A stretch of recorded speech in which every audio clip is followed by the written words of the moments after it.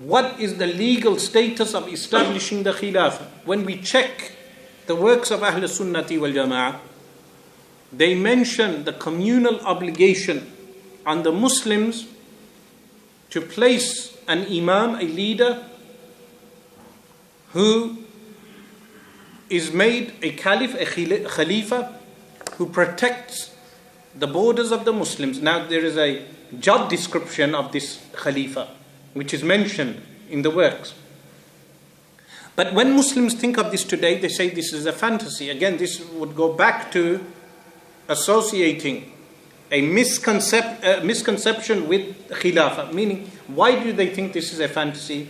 They would say, we observe Pakistan and Turkey and Iran, Saudi Arabia, other countries. It is a fantasy for you to think that there would be one ruler who rules all these countries.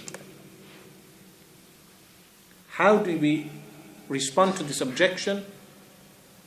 We say, when you think of the EU, European Union, in Brussels, do they not elect one person to rule over EU? Is this not how EU is ruled? Or the United States of America, do they not elect a president to rule 50 plus states of the United States of America? Who said that if the Khilafah was established, we would do away with Pakistan? Of course, ISIS do not help with this, because what ISIS did when they ruled segments of Syria and they ruled segments of Iraq, they said no more borders. These are borders which were established by colonialists. Yes, this is true to a degree. But even during the time of Sayyidina Umar radiallahu anh, they did have regions.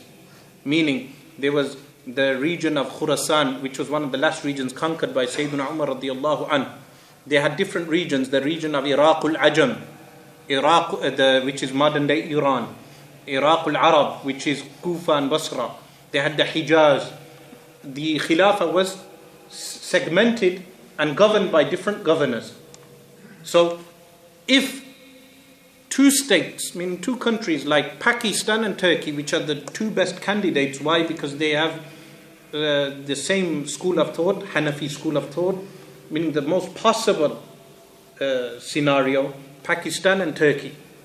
They have Hanafi school of thought and they are both Maturidi, and both majority population follows the way of Ahl Sunnati wal Jama'ah. Let's say these two countries come together in an alliance and say we will elect a person who fulfills the conditions of a Khalifa. The president of Pakistan can remain in Pakistan. The president of Turkey can remain in Turkey, but the Khalifa overlooks both states. Is this a fantasy? I ask you, is this a fantasy or is this a possibility? The answer is, it is a possibility, but two things are missing.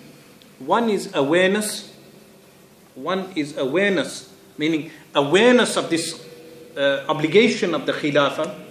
And the second one is the absence of education, meaning people are not educated regarding the correct concepts of Khilafah. So when people say Khilafah is a fantasy, they are mistaken.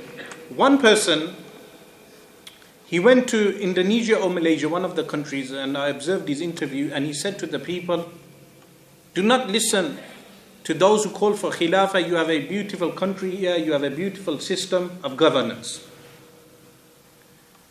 He associated revolutions with Khilafah, because he said, if you call for Khilafah in this country, this would necessitate revolutions again. The association of revolutions with Khilafah is a misconception.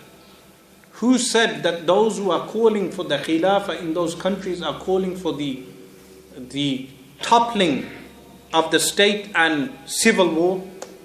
This is a misconception.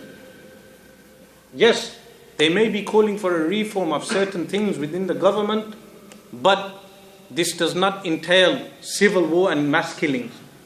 And the person said, Muslims are not obligated to establish the Khilafah. In reality, the books of Aqeedah, the books of belief mention that this is a fard kifaya, which is what a communal obligation. This obligation falls upon a group of people known as Ahlul Halli wal Aqd.